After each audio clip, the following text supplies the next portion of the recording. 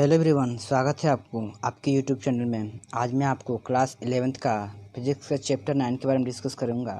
ठीक है, चैप्टर 9 कार्य सामर्थ्य ऊर्जा वाला चैप्टर है। ठीक है, इसके पहले वीडियो में मैं कुछ परिभाषा को डिस्कस कर चुका हूं। आज मैं ऊर्जा एवं शक्ति के अंतर में ऊर्जा एवं शक्ति में जो क्या अंतर है उसके बारे में डिस्कस करूँगा। ठीक है, यानी पहला क्वेश्चन देखेंगे तो क्या दिया है, ऊर्जा एवं शक्ति में अंतर बताइए। ठीक है, यदि किसी, ध्यान देखिएगा इसको, ऊर्जा एवं शक्ति में अंतर के बारे में डिस्कस करूंगा तो क्या होगा, किसी वस्तु के कार्य करने की जो क्षमता होती है, ठीक है, किसी वस्तु के कार्य करने की जो क्षमता होती है उससे क्या होता है, हम लोग ऊर्जा कहते हैं। जबकि उसके कार्य करने की दर की, ठीक है, जो उसके कार्य करने की दर को जो बोलते हैं उसे शक्ति बोलते हैं। अब कार्य ऊर्जा प्रमेय पर हम लोग प्रकाश डालेंगे, यानी कार्य ऊर्जा प्रमेय पर प्रकाश डालिए। ठीक है, कार्य ऊर्जा प्रमेय होता क्या है तो मैं इसके बारे में मैं अगले वीडियो में अगले जो पॉइंट आएगा उसमें डिस्कस करूँगा। ठीक है, इसी वीडियो में। तो चलिए इसके बारे में देख लेते हैं क्या क्या दिया है।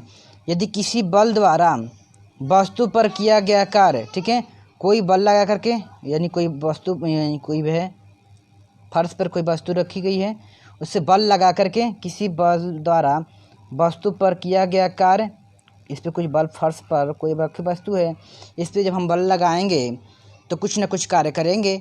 ठीक है, यानी बल लगा रहे हैं किसी भी वस्तु पर। ठीक है, चाहे कोई जैसे साइकिल को हम इधर से उधर कर रहे हैं तो भी वस्तु हो गई है।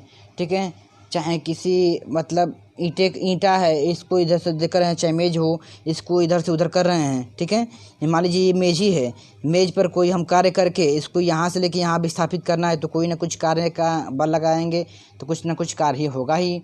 ठीक है, किसी बल द्वारा वस्तु पर किया गया कार्य वस्तु की गतिज ऊर्जा में परिवर्तन के बराबर होता है। ठीक है, गतिज ऊर्जा, यानी गतिज ऊर्जा क्या होता है, K बराबर 1/2 mv², अर्थात कार्य तथा गतिज ऊर्जा एक दूसरे के समतुल्य हैं। ठीक है, इसके बाद देखेंगे नेक्स्ट क्वेश्चन, क्या किसी निकाय की स्थितिज ऊर्जा ऋणात्मक हो सकती है। तो यदि निकाय की आंतरिक बल आकर्षण बल है तब निकाय की स्थितिज ऊर्जा ऋणात्मक हो सकती है। ठीक है, अब देखते हैं कार्य ऊर्जा प्रमेय के बारे में। ठीक है, यानी कार्य ऊर्जा प्रमेय होता क्या है, ध्यान देखिएगा इससे। ये क्वेश्चन बहुत इम्पोर्टेंट है। कार्य ऊर्जा प्रमेय क्या है, सिद्ध कीजिए, यानी वेरी वेरी इम्पोर्टेंट है। ये क्वेश्चन में आता ही आता है, आप लोग इसको एक बार नहीं 10 बार देखिएगा। ठीक है, यानी कार्य ऊर्जा के प्रमेय के बारे में मैं पहले भी डिस्कस कर चुका हूँ। यानी कार्य ऊर्जा का प्रमेय, किसी बल द्वारा वस्तु पर किया गया कार्य वस्तु की गतिज ऊर्जा में परिवर्तन के बराबर होता है, अर्थात कार्य तथा गतिज ऊर्जा एक दूसरे क्या होते हैं, समतुल्य होते हैं, यानी एक बराबर ही होते हैं। यानी कार्य की बात करें या गतिज ऊर्जा के बारे में बात करें, दोनों एक बराबर ही होता है। अब उत्पत्ति के बारे में बात करते हैं। उत्पत्ति क्या होता है, माना एक अचर या नियत बल F द्रव्यमान m की, ठीक है, माना एक अचर या फिर नियत बल, कोई बल, हमारा जब बल किसी वस्तु पर बल लगाएंगे तभी तो वस्तु इधर से उधर होगी। यानी नियत बल F द्रव्यमान m की वस्तु पर, m द्रव्यमान की वस्तु पर कोई कार्य करता है, यानी कोई वस्तु का द्रव्यमान m है, उस पर F न्यूटन का बल कार्य कर रहा है। ठीक है, यदि इस बल के कारण बल की दिशा में परिवर्तन या विस्थापन, ठीक है, विस्थापन यानी यहाँ से लेकर के यहाँ तक चला विस्थापन यस हो तो किया गया कार्य क्या होता है, W बराबर FS। ठीक है, और अगर कोण में परिवर्तन हो, यानी इस तरह से ढकेल करके हम इधर से ले जाएं, ठीक है, या फिर इधर से इधर ले जाएं, या फिर इधर से फिर इधर ले जाएं, यानी इधर को कोण भी बनता है। इसी कोण को हम लोग cos थीटा कहते हैं। यानी क्या हो जाएगा हमारा, W बराबर FS cos थीटा बोलते हैं। ठीक है, इसके बाद यदि बल द्वारा वस्तु में त्वरण A उत्पन्न होता है तो न्यूटन गति विषयक द्वितीय नियम से क्या होता है, F बराबर ma। जो द्रव्यमान बल, किसी वस्तु बल लगाते हैं तो किसी वस्तु पर लगाया गया बल वह वस्तु के द्रव्यमान तथा उसमें उत्पन्न त्वरण के गुणनफल के क्या होता है, बराबर होता है। ठीक है। अब अगर देखा जाए समीकरण 2 यहाँ पर है, यानी यह बराबर ma। ठीक है। समीकरण 2 का मान समीकरण 1 में रखने पर क्या मिलेगा हमको, चूँकि यहाँ पर हमें क्या है, f दिया है। f बराबर क्या निकाले हैं हम लोग, m निकाले हैं, तो f के आसान में क्या लिख देंगे, ma। ठीक है। और यस भले सही है, और cos थीटा यानी cos 0 अंश के लिए क्यों रखेंगे, क्योंकि हमने विस्थापित नहीं किया इसको।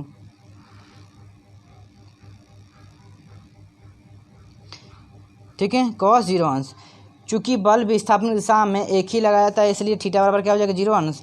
अतः क्या हो जाएगा, cos 0 का मान क्या होता है, 1 होता है। w बराबर क्या हो जाएगा, MAS। ठीक है। ये समीकरण नंबर हमारा 3 हो जाएगा।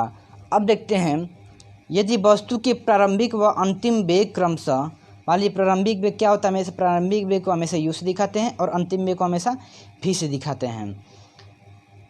प्रारंभिक व अंतिम वेग u तथा v है, तब गति के तृतीय नियम से क्या हो जाएगा, गति का जो तृतीय नियम होता है, v² बराबर u² प्लस 2as होता है, इसे हम जानते हैं। ठीक है। अब चूँकि हमें क्या निकालना है, इधर इसको पक्षांतर कर देंगे तो क्या मिल जाएगा, यानी v² माइनस u² बटे में क्या हो जाएगा, 2 हो जाएगा, और as इधर हो जाएगा हमारा। ये समीकरण नंबर हमारा 4 हो जाएगा। अब हमें कुछ नहीं करना है, इसमें क्या कर देंगे, as के स्थान पे रख देंगे मान। क्या करेंगे, समीकरण 4 का मान समीकरण 3 में रखने पर यानी w बराबर क्या हो जाएगा, m ब्रैकेट में v² माइनस u² अपन में 2। ठीक है। अब क्या करेंगे हम लोग, 1/2 mv²। ठीक है। गुणा कर, इसमें m से गुणा करेंगे तो क्या मिलेगा, इस m का इसमें गुणा करेंगे तो क्या हो जाएगा, 1/2 तो बाहर लेंगे हम, क्या मिलेगा हमको, 1/2 mv² माइनस 1/2 mu² बराबर क्या हो जाएगा, kf माइनस ki। ठीक है। जहाँ ki क्या है, प्रारंभिक गतिज ऊर्जा, और kf क्या है, आंतरिक गतिज ऊर्जा, और w बराबर क्या, डेल्टा के, w बराबर क्या हो जाएगा, डेल्टा के, यानी w को क्या कहते हैं, कार्य कहते हैं। और देखिए इसमें क्या हो जाएगा, इसको करेंगे तो क्या हो जाएगा, डेल्टा क्या हो जाएगा, यानी कार्य बराबर क्या हो जाएगा, गतिज ऊर्जा में परिवर्तन। अतः किसी नियत बल द्वारा किसी वस्तु पर किया गया कार्य उसकी गतिज ऊर्जा में परिवर्तन का क्या होता है, बराबर होता है। ठीक है। गति डेल्टा के को क्या लिख सकते हैं, डेल्टा के को हम लोग k2 माइनस k1 भी लिख सकते हैं। ठीक है।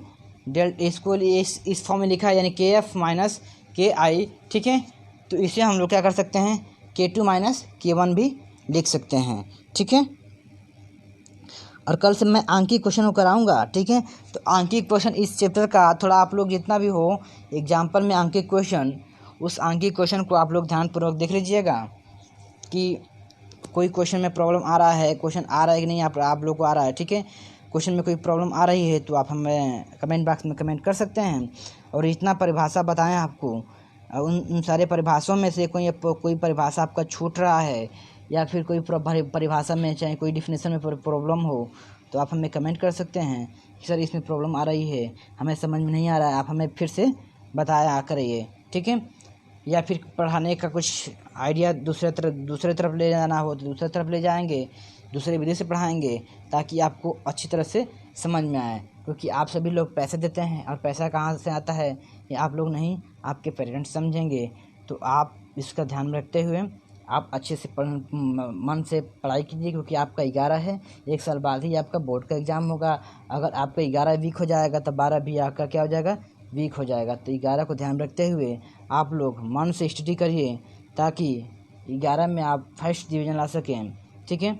और हाँ, यदि आप हमारा चैनल पर नए हैं तो चैनल को सब्सक्राइब करके बेल आइकन को भी दबा लें, जैसे कि हमारे नए वीडियो की नोटिफिकेशन आप तक सबसे पहले पहुँचे। ठीक है। और कोई भी प्रॉब्लम हो तो आप हमें कमेंट कर सकते हैं। तो आज के लिए बस इतना ही, धन्यवाद।